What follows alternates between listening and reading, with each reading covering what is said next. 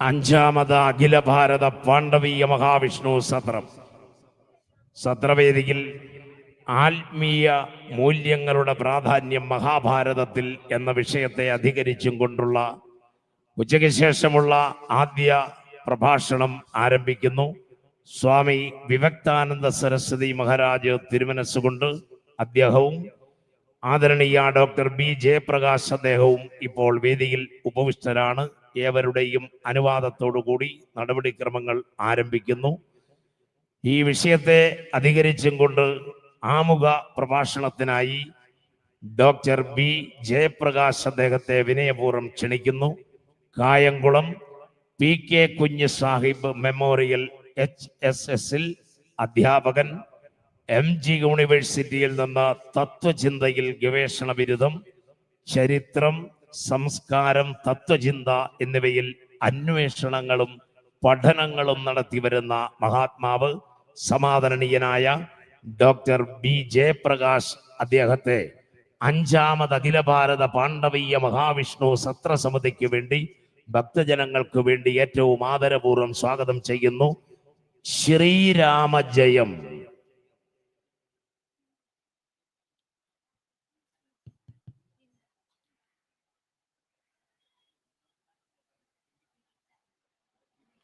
സർവലോകൈകനാഥനായ വിഷ്ണുവിനെ ഞാൻ വന്ദിക്കുന്നു.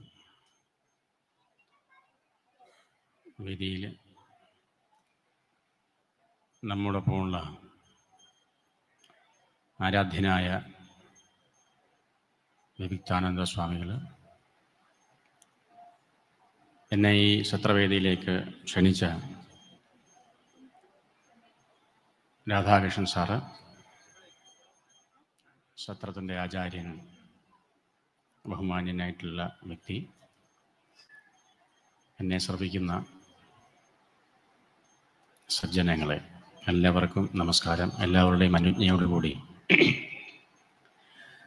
മഹാഭാരതത്തിൻ്റെ ഒരു ലഘു പരിചയം നമുക്കിവിടെ നടത്താം. ലോകത്തിലെ ഏറ്റവും മഹത്തും ബൃഹത്തുമായ ഇതിഹാസം, ആ ഇതിഹാസത്തെ ഉദ്ഘോഷിക്കുക, അതിൻ്റെ മഹത്വത്തെ ഉദ്ഘോഷിക്കുവാനാണ് നാം ഈ സത്രം നടത്തുന്നത്.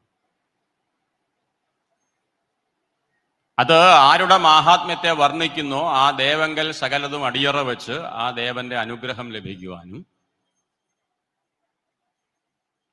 അതിനുവേണ്ട ചടങ്ങുകളൊക്കെ ഇവിടെ നടക്കുന്നതോടൊപ്പം തന്നെ ഈ കൃതിയിൽ എന്തെല്ലാം ആശയങ്ങളാണ് മനുഷ്യ ജീവിതത്തിന് ഉപകാരപ്രദമായി ചർച്ച ചെയ്യപ്പെട്ടിട്ടുള്ളത് എന്ന് വിശകലനം ചെയ്യുവാനും വേണ്ടിയാണ് ആചാരാനുഷ്ഠാനങ്ങളോടൊപ്പം ഇത്തരം പ്രഭാഷണങ്ങൾ കൂടി വച്ചിരിക്കുന്നത്. ലോകത്തിലെ ഏറ്റവും മഹത്തരമെന്നും ബൃഹത്വമെന്നും മഹാഭാരതത്തെ വിശേഷിപ്പിക്കുന്നത് വെറുതെയല്ല. പടിഞ്ഞാറിൻ്റെ ഇതിഹാസമെന്ന് വിളിക്കപ്പെടുന്ന ഇലിയഡും ഒഡിസിയും ചേർത്ത് വെച്ചാൽ അതിൻ്റെ 8 ഇരട്ടി വലിപ്പമുണ്ട് മഹാഭാരതത്തിന്. ശ്ലോകങ്ങൾ പറഞ്ഞാൽ 1,00,000 ഗ്രന്ഥം 32 അക്ഷരങ്ങൾ വെച്ച് 8, 8, 8, 8 എന്നിങ്ങനെ 32 അക്ഷരങ്ങൾ വെച്ച് കണക്കാക്കിയാൽ, ഒരു യൂണിറ്റ് ആയിട്ട്, ഒരു മെഷർമെന്റ് യൂണിറ്റ് ആയിട്ട് കണക്കാക്കിയാൽ 1,25,000 ശ്ലോകമല്ല ഗ്രന്ഥം. അത്ഭുതകരമായ വലിപ്പം. സത്യത്തിൽ മഹാഭാരതത്തിൽ തന്നെ മഹാഭാരതത്തെ കുറിച്ച് പറയുന്ന ഒരു വാക്യമുണ്ട്, മഹത്വാത് ഭാരവത്വാത് മഹാഭാരതം ഉച്യതേ. ഗ്രേറ്റ്നെസ്, മഹത്വം, ഭാരവത്വം, അതിൻ്റെ ഹെവിനെസ്. ഹെവിനെസ് 2 തരത്തിലാണ്: വലിപ്പവും അതിൽ അവതരിപ്പിക്കുന്ന ആശയങ്ങളുടെ ഗുരുത്വവും. സത്യത്തിൽ ഈ ഭാരവത്വം, ലോകത്തിലെ ഏറ്റവും ബൃഹത്തായ ഈ കൃതി ആരംഭിക്കുന്നത് നാരായണനെ സ്മരിച്ചുകൊണ്ടാണ്. നാരായണം നമസ്കൃത്യ നരം ചൈവ നരോത്തമം ദേവീം സരസ്വതീം ചൈവ തതോ ജയം ഉദീരയേത്. പിൽക്കാലത്ത് ച ഏവ എന്ന വാക്കിന് പകരം നമ്മൾ വ്യാസൻ എന്ന് ചേർത്തും ഈ ശ്ലോകം ചൊല്ലാറുണ്ട്. നാരായണം നമസ്കൃത്യ നരം ചൈവ നരോത്തമം ദേവീം സരസ്വതിം വ്യാസം തതോ ജയമുദീരയേത്. ജയം എന്തിന്റെ ജയമാണ്? ധർമ്മത്തിന്റെ ജയം. ജയമെന്ന ചെറിയ ഒരു കൃതി അല്ലെങ്കിൽ മൂലകൃതി ഭാരതമായി വികസിക്കുകയും മഹാഭാരതമായി വളർന്ന് വികസിച്ച് പന്തലിച്ച് ഈ നാടിന്റെ ജനജീവിതത്തിൽ ആകമാനം പടർന്നിറങ്ങിയതിൻ്റെയും ഒരു വലിയ ചരിത്രമുണ്ട്. ആ ചരിത്രം ഭാരതമെന്ന രാഷ്ട്രത്തിൻ്റെ ചരിത്രമാണ്. അത്രയ്ക്ക് തമ്മിൽ ഇഴചേർന്ന് നിൽക്കുന്നു ഭാരതവും മഹാഭാരതവും തമ്മിൽ. വലിപ്പം മാത്രമാണോ അതിൻ്റെ പ്രത്യേകത? അങ്ങനെയാണെങ്കിൽ നമ്മൾ എന്തിന് ഇതിനെ ആഘോഷിക്കണം? വലിപ്പം മാത്രമല്ല, കാലത്തെ അതിജീവിച്ചു എന്നൊരു വലിയ മാഹാത്മ്യമുണ്ട് അതിന്. ഒരു കൃതി 10 വർഷം തന്നെ നിലനിൽക്കുക പാടാണ്. എന്നോടുള്ള സ്നേഹം കൊണ്ട് ഞാൻ എഴുതിയ ഒരു കവിത നിങ്ങൾ വായിച്ചു എന്നിരിക്കും, നാളെ അത് മറന്നുപോകും. സഹസ്രാബ്ദങ്ങളെ ഒരു കൃതി പിന്നോട്ട് ആക്കണമെങ്കിൽ അതിന് കുറച്ച് ജോലിയുണ്ട്. എന്തെല്ലാമോ മഹത്വം അതിലുണ്ട്. എന്താണ് ഈ കൃതി ഇത്രമാത്രം മഹത്തരമെന്ന് വാഴ്ത്തപ്പെടാനുള്ള കാരണം എന്താണ്? ഒരു കൊച്ചു കഥയിലൂടെ, ഐതിഹ്യമെന്നൊക്കെ പറയാവുന്ന ഒരു കഥയിലൂടെ ഒരു സാഹിത്യകൃതിയുടെ മഹത്വം എങ്ങനെയായിരിക്കണം എന്നുള്ളത് ഗംഭീരമായി മഹാഭാരതം സൂചിപ്പിക്കുന്നു. മഹാഭാരതം എഴുതാൻ തീരുമാനിച്ചു അത്ര വ്യാസൻ. വ്യാസൻ പറഞ്ഞു, മോനെ ഗണപതി ഇങ്ങ് വാ. ഗണപതി ചോദിച്ചു, എന്താ മാമ? ഞാൻ പറയുന്ന എഴുതണം. മാമ, ഒരു വ്യവസ്ഥയുണ്ട്. എന്താടാ വ്യവസ്ഥ? ഭക്ഷണം തരണം. തരാം, അഡ്ജസ്റ്റ് ചെയ്ത് തരാം, കണ്ടറിയാം. ഏയ്, ഭക്ഷണത്തിൻ്റെ അല്ല, മുട്ടുവരരുത്. ഒരു സാഹിത്യകൃതി അല്ലെങ്കിൽ ഒരു കലാസൃഷ്ടി അനസ്യൂതം പ്രവഹിക്കുന്നതായിരിക്കണം. അകൃത്രിമമായി ഹൃദയത്തിൽ നിന്ന് പ്രവഹിച്ചൊഴുകുന്നതായിരിക്കണം ഒരു സാഹിത്യകൃതി. കാലഘട്ടത്തിന്റെ ചില അന്തർനാടകങ്ങളൊക്കെ കണക്കിലെടുത്ത് കൗശലത്തോടുകൂടി ആരെയൊക്കെയോ സന്തോഷിപ്പിക്കുവാൻ തന്നെയും തൻ്റെ സമൂഹത്തെയും രാഷ്ട്രത്തെയോ ധർമ്മത്തെയോ ഒക്കെ തള്ളിപ്പറഞ്ഞുകൊണ്ട് എഴുതുന്ന കൗശലമല്ല എഴുത്ത്. എഴുത്തുള്ളിൽ നിന്ന് ഉറന്നൊഴുകി ഒലിച്ചു പുറത്തേക്ക് ചാടണം. അങ്ങനെയുള്ള കൃതിയെ ലോകത്ത് നിലനിൽക്കത്തുള്ളൂ. ഇത് ഗണപതിയെ കൊണ്ടാണ് പറയിപ്പിച്ചത്. ഒരു കൃതി നിലനിൽക്കണമെങ്കിൽ അത് സ്പോണ്ടേനിയസ് ആയിരിക്കണം. നിർത്തരുത്. നിർത്തിയ ഞാൻ എൻ്റെ പാട്ടിന് പോകും. എൻ്റെ ഒടിഞ്ഞ കൊമ്പിൻ്റെ ഒരു കഷണം വെച്ച് ഇയാൾ പറയുന്ന ഓലയിലെല്ലാം ഞാനിങ്ങനെ എഴുതിക്കൊണ്ടേയിരിക്കും. എനിക്ക് വിശ്രമം തരാതെ പറയാമെങ്കിൽ എഴുതില്ല, ഞാൻ എഴുന്നേറ്റ് പോകും. അത്ര മനോഹരമായ ഒരു ആശയം ഒരു ചെറിയ കഥയിൽ അവതരിപ്പിക്കുകയാണെന്ന് നോക്കണം. ഗണപതി ഇങ്ങനെ പറഞ്ഞു കഴിഞ്ഞപ്പോ ഒരു സാഹിത്യകൃതി കാലത്തെ അതിജീവിക്കുവാൻ വേണ്ട ഒരു ഗുണമേ പറഞ്ഞുള്ളൂ. വ്യാസൻ അതിൻ്റെ മുകളിൽ. വ്യാസൻ മനോവിശാലതയുള്ളവനാണ്. ഗണപതിയേക്കാൾ അപ്പുറത്ത് ഈ ലോകത്തിന്റെ ലോക ജീവിതത്തിന്റെ ഗതിവിഗതികൾ അറിയുന്നവൻ, മഹാജ്ഞാനി. അങ്ങനെ പറഞ്ഞു, മോനെ ഒഴുക്ക് മാത്രം മതിയോടാ, ആഴം വേണ്ടേ? ആഴമില്ലാത്ത ഒഴുക്ക് കൊണ്ട് ആർക്കു പ്രയോജനം? ജീവിതത്തിന്റെ ആഴമേറിയ സമസ്യകളെ ഞാൻ ചർച്ച ചെയ്യുന്നു ഈ കഥയിലൂടെ. വളരെ ലളിതമെന്ന് തോന്നിക്കുന്ന ഈ ഓരോ കഥയിലും നിന്റെയും എന്റെയും വരാൻ പോകുന്ന അവസാനത്തെ മനുഷ്യന്റെയും കഥ ഞാൻ ആലേഖനം ചെയ്യുകയാണ്. ചിന്തിച്ചെടുക്കുവാൻ വകയുണ്ടാവണം, ചിന്താ ഗൗരവമുള്ളതാവണം ഒരു കൃതി. അയഞ്ഞ് ഒഴുകി സംഗീതാത്മകമായി പുറത്തേക്ക് വരുന്നതോടൊപ്പം തന്നെ അതിൽ വിചാരത്തിന്റെ ഒരു ഗൗരവതരമായ തലമുണ്ടാകണം. എങ്കിലേ കൃതി അതിജീവിക്കുള്ളൂ. വ്യാസം പറഞ്ഞു, മോനെ ഞാൻ പറയും മനസ്സിലാക്കി എഴുതിക്കോണം, കള്ളത്തരം കാണിക്കരുത്, ഇല്ലേ ഞാൻ നിന്നെ പറഞ്ഞുവിടും. എന്തൊരു ഗംഭീര കഥയാണെന്ന് ആലോചിക്കണം. ഒഴുകിക്കൊണ്ടേ പറയണം, ഒഴുകിക്കൊണ്ടേ പറയണം. വ്യവസ്ഥകളൊന്നുമില്ലാതെ ഉള്ളു നിറഞ്ഞ് കവിഞ്ഞ് ഒഴുകുന്നതാണ് സാഹിത്യം.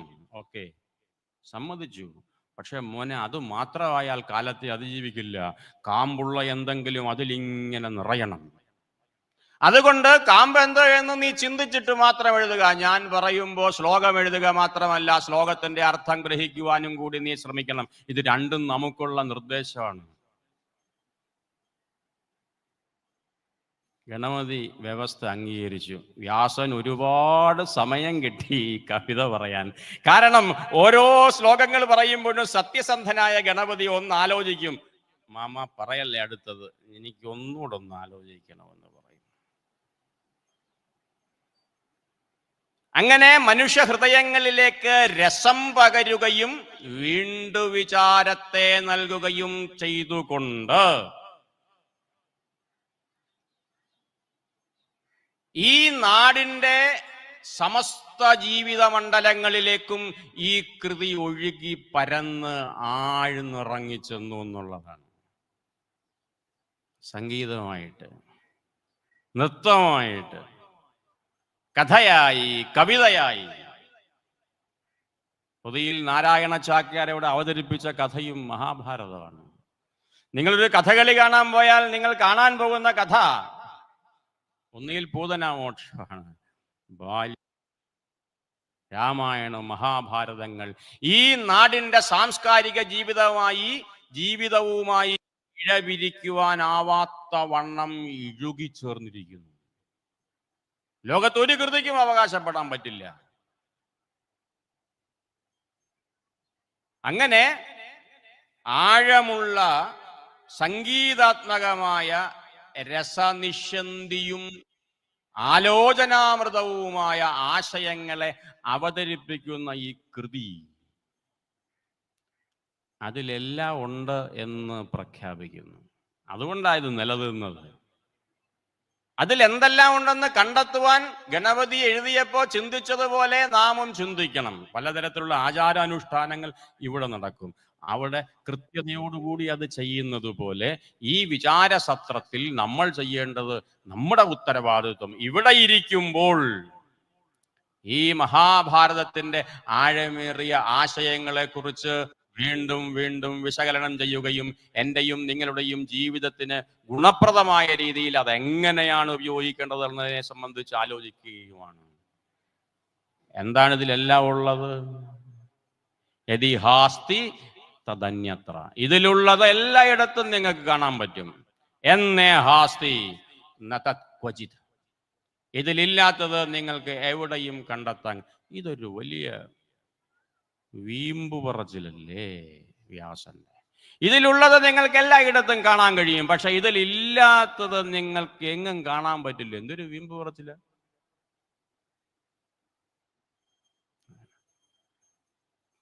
പേപ്പർ ഡിവിഷൻ കണ്ടുപിടിച്ച കാര്യം ഞാൻ പറഞ്ഞിട്ടുണ്ടോ?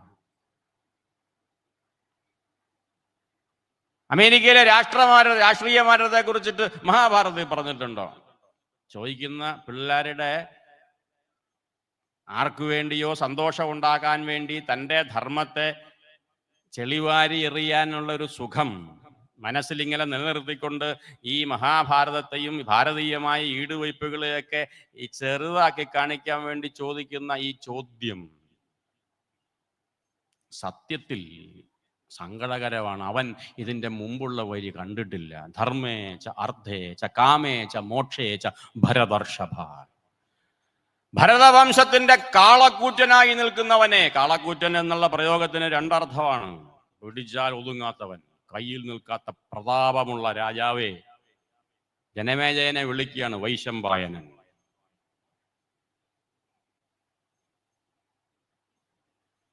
കുറച്ചുകൂടി ചിന്തിച്ച് അർത്ഥം പറഞ്ഞു കഴിഞ്ഞാൽ ശ്രേഷ്ഠനായവനെ.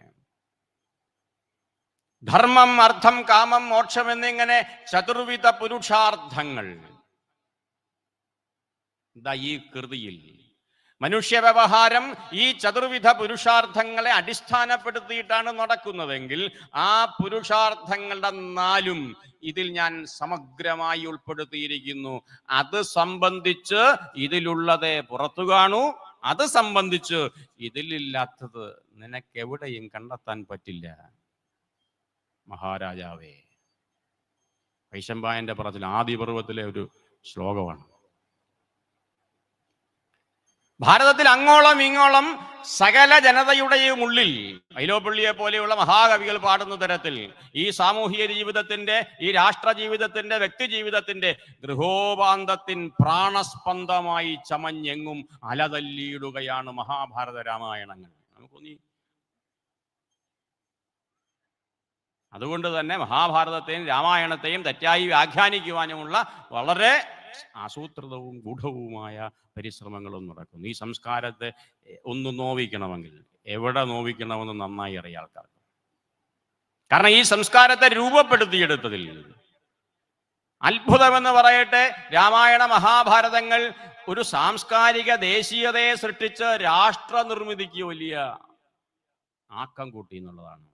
പല ദേശങ്ങളായി പല ഭാഷകൾ സംസാരിച്ച് പല ഭരണ സംവിധാനങ്ങൾ നിലനിൽക്കുമ്പോഴും ഇന്ത്യയിൽ ഒരു സാംസ്കാരിക ഐക്യം നിലനിർത്തിയതിൽ ചെറുതല്ലാത്ത പങ്കാണ് ഈ കൃതി വഹിച്ചിട്ടുള്ളത്. നമുക്ക് ചിന്തിച്ചാൽ മനസ്സിലാവും. അത്ഭുതപ്പെടുത്തും നമ്മളെ. അതുകൊണ്ട് R.N. ദണ്ഡേക്കർ ഈ മഹാഭാരതത്തിന്റെ ക്രിട്ടിക്കൽ എഡിഷൻ എന്ന് പറയുന്ന ഒരു സംഭവമുണ്ട്. 1918 ആരംഭിച്ച യജ്ഞമാണ്. ഇതുപോലെ ഒരു വിശുദ്ധമായ യജ്ഞം. ഇത് 6 ദിവസം അല്ലെങ്കിൽ 7 ദിവസം അല്ലെങ്കിൽ 9 ദിവസം കൊണ്ട് തീരുമെങ്കിൽ സുമാർ 48-ലേറെ 50 വർഷം എടുത്തു യജ്ഞം തീരാൻ. മഹാഭാരതം, ഉത്തരാഹം, ദാക്ഷിണാത്യം, പൂർവം, അങ്ങനെ പല വേർഷൻസ് ഇങ്ങനെ നടക്കുകയാണ് മഹാഭാരതത്തിന്റെ. ഇതിൽ ഏത് മഹാഭാരതമാണ് മഹാഭാരതമെന്ന് പ്രിന്റിംഗ് ടെക്നോളജി വന്നതിന് ശേഷം ഈ ഓലക്കീറുകളിൽ അവശേഷിപ്പിച്ച് എൻ്റെ കയ്യിൽ മഹാഭാരതമുണ്ട്, അവന്റെ കയ്യിലുണ്ട്, ഇവിടെയുണ്ട് എന്നൊക്കെ പറഞ്ഞ് അഭിമാനിച്ചിരുന്നവരുടെ പാശ്ചാത്യർ ചോദിക്കുകയാണ്, നിങ്ങളുടെ മഹാഭാരതം ഏതാണ്? ഇതിലേതാണ് മഹാഭാരതം? ഭണ്ഡാർക്കർ ഇൻസ്റ്റിറ്റ്യൂട്ട് വലിയൊരു ഒരു ദൗത്യം ഏറ്റെടുക്കുകയാണ്. 50 വർഷത്തെ യജ്ഞമാണ്. 200ഓളം സ്കോളേഴ്സ് തഞ്ചാവൂരിലും അതുപോലെ ശാന്തിനികേതനിലുമായി സെന്ററുകൾ സ്ഥാപിച്ച് ഇന്ത്യയുടെ മറ്റു പല ഭാഗങ്ങളിലും സെന്ററുകൾ സ്ഥാപിച്ചിട്ട് 50 വർഷം എടുത്തിട്ട് ഈ കൃതി ക്രിട്ടിക്കൽ എഡിഷൻ തയ്യാറാക്കി ഇറക്കി എന്നുള്ളതാണ്. അതിൽ R.N. ദണ്ഡേക്കർ ഒരു വാക്യം പറയും, മഹത്വാത് ഭാരവത്വാത് മഹാഭാരതമുച്യതേ എന്ന വാക്യം ഞാനൊന്ന് തിരുത്തുകയാണ്. മഹത്വാത് ഭാരവത്വാത് ഭാരതത്വാത്.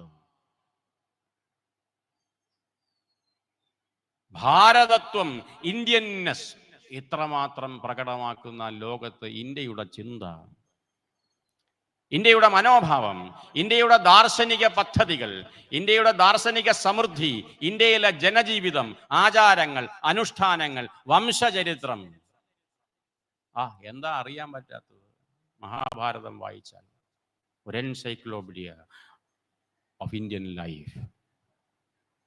ഈ കൃതിയുടെ ആധ്യാത്മികമായ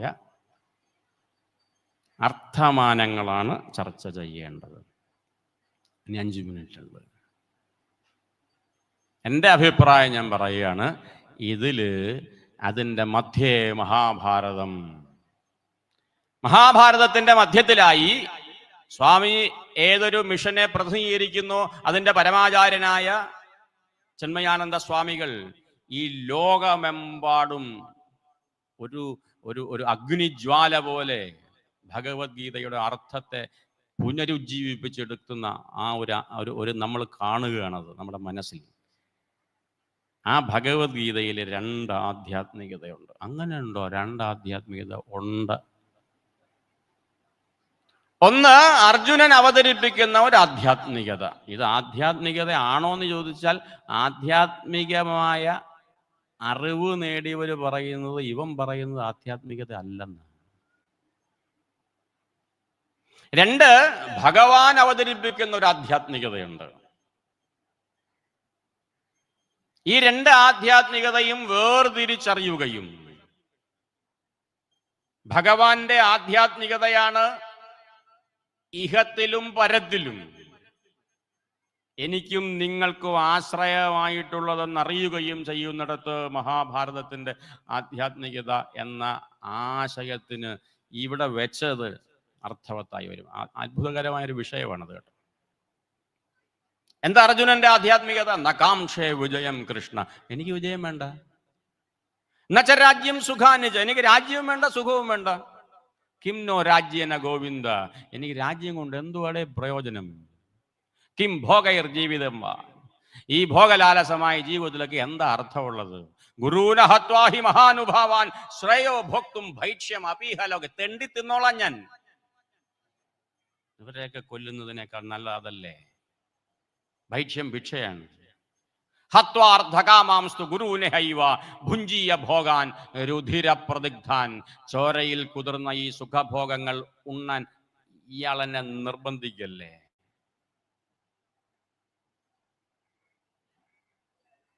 നമ്മളുടെ കാരുണ്യബോധത്തെ, മിഥ്യയായ കാരുണ്യബോധത്തെയും, നമ്മളിലെല്ലാം ഉണ്ട്, നമ്മളിലെ കപടമായ മാനവിക ബോധത്തെയും തൃപ്തിപ്പെടുത്തുന്ന ഒരാധ്യാത്മികതയാണ് അർജുനൻ മുൻപോട്ട് വയ്ക്കുന്നത്. നന്നായി ശ്രദ്ധിച്ച് മനസ്സിലാക്കണം.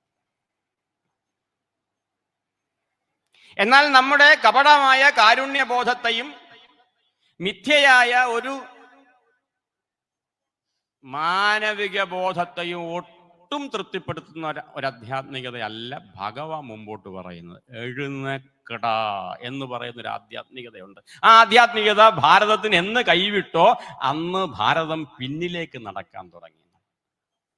ക്ഷുദ്രം ഹൃദയ ദൗർബല്യം തെക്വാ, നീ ഉപേക്ഷിക്കുക നിന്റെ ഹൃദയ ദൗർബല്യങ്ങളൊക്കെ, എഴുന്നേക്ക്.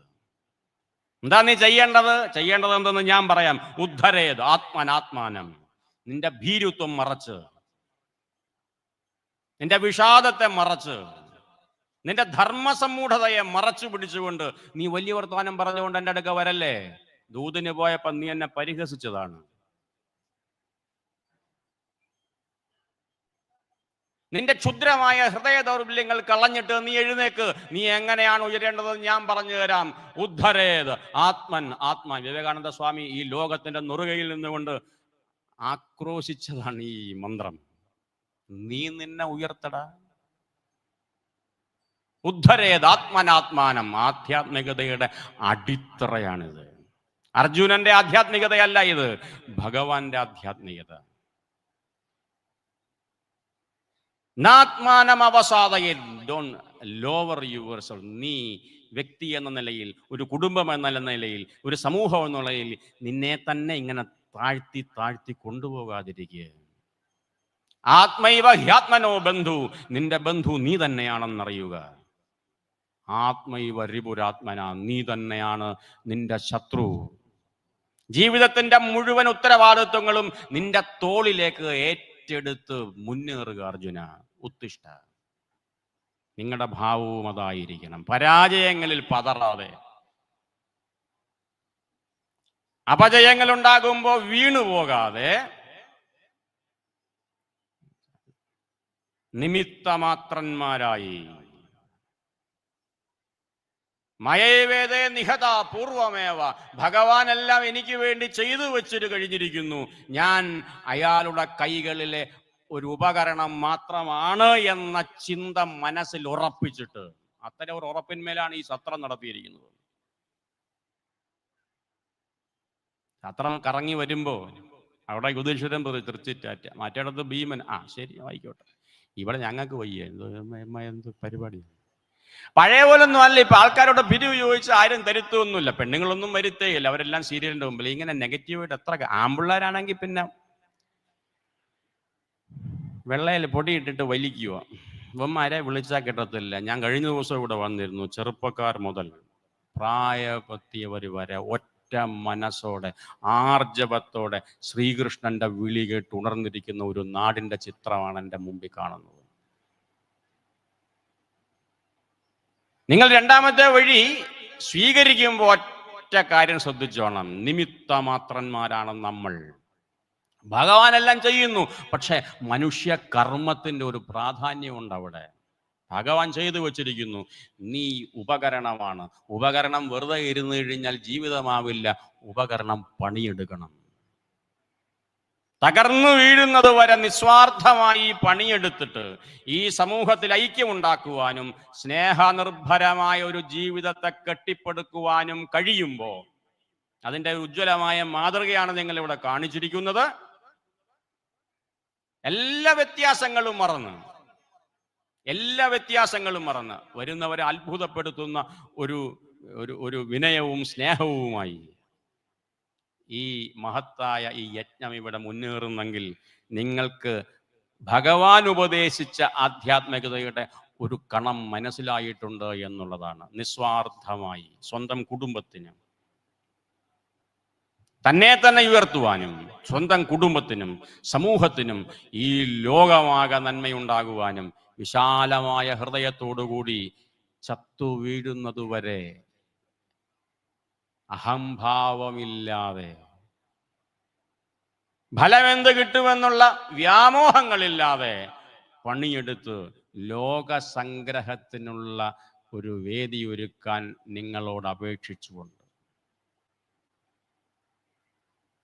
ഭക്തിയുടെയും ജ്ഞാനത്തിൻ്റെയും കർമ്മത്തിൻ്റെയും പുതിയൊരു ആഖ്യാനമാണ് ഭഗവാൻ നൽകുന്ന ആധ്യാത്മികത. അത് കർമ്മവിമുഖതയുടേതല്ല, എഴുന്നേറ്റ് നിന്ന് പ്രവർത്തിക്കുന്നതിനാണ്.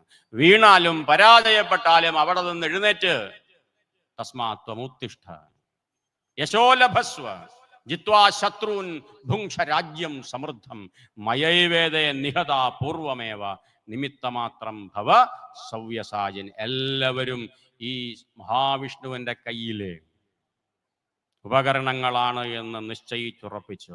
ഇപ്പോൾ നിങ്ങൾക്ക് കിട്ടിയ ജീവിതം പൂർവനിശ്ചിതമായി ഭഗവാന്റെ അനുഗ്രഹം പോലെ വന്നു ചേർന്നതാണെന്ന് മനസ്സിലാക്കിയിട്ട് അതിൽ സന്തോഷം കണ്ടെത്തിയിട്ട് ആ ജീവിതത്തെ പടിപടിയായി ഉയർത്തിക്കൊണ്ടുവരുവാൻ പരമാവധി പരിശ്രമിച്ച് സാർത്ഥകമായ ഒരു ജീവിതം നയിക്കുവാൻ നിങ്ങൾക്ക് കഴിയട്ടെ. അതിന് വേണ്ട ചില ചിന്തകൾ ഈ മഹാഭാരത സത്രത്തിൽ നിന്ന് നിങ്ങൾക്ക് ലഭിക്കട്ടെ. ഒട്ടും നിരാശരാവാതെ മുൻപോട്ട് പോകുവാൻ നിങ്ങൾക്ക് കഴിയട്ടെ എന്ന് മാത്രം ആശംസിച്ചുകൊണ്ട് നിർത്തുന്നു. നന്ദി, നമസ്കാരം. മുഖം കരോതി വാചാലം പങ്കും ലംഘയതേ ഗിരിം യത്കൃപാതമഹം വന്ദേ പരമാനന്ദമാധവം. അഞ്ചാമത് അഖില ഭാരത പാണ്ഡവീയ മഹാവിഷ്ണു സത്രവേദിയെ അനുഗ്രഹിച്ചും കൊണ്ട് ആത്മീയ മൂല്യങ്ങളുടെ പ്രാധാന്യം മഹാഭാരതത്തിൽ ഈ വിഷയം അധികരിച്ചും കൊണ്ട് സ്വാമി വിവിക്താനന്ദ സരസ്വതി അദ്ദേഹത്തിൻ്റെ പ്രഭാഷണം ആരംഭിക്കുന്നു. ചിന്മയ മിഷൻ കേരള റീജിയണലിൽ ആയി പ്രവർത്തിക്കുന്നു. 53 വർഷമായി ചിന്മയ മിഷനിൽ പ്രവർത്തിച്ചു വരുന്ന സ്വാമിജി ആൻഡമാൻ നിക്കോബർ ദ്വീപുകളിൽ ചിന്മയ മിഷന്റെ ഹെഡായി 7 വർഷക്കാലം പ്രവർത്തിച്ചു. ചിന്മയ മിഷന്റെ ഭാഗമായി ഇന്ത്യയിൽ ഉടനീളം നിരവധി സ്ഥലങ്ങളിൽ പ്രവർത്തിച്ചിട്ടുണ്ട്. നിലവിൽ കാസർഗോഡ് ആസ്പദമാക്കി പ്രവർത്തിക്കുന്നു. ഗീതോപനിഷത്ത്, വേദാന്ത ശാസ്ത്രം, ഇതിഹാസങ്ങൾ എന്നിവയെപ്പറ്റി നിരവധി പ്രഭാഷണങ്ങൾ നടത്തിയിട്ടുണ്ട്. ചിന്മയ മിഷന്റെ കീഴിൽ കേരളത്തിൽ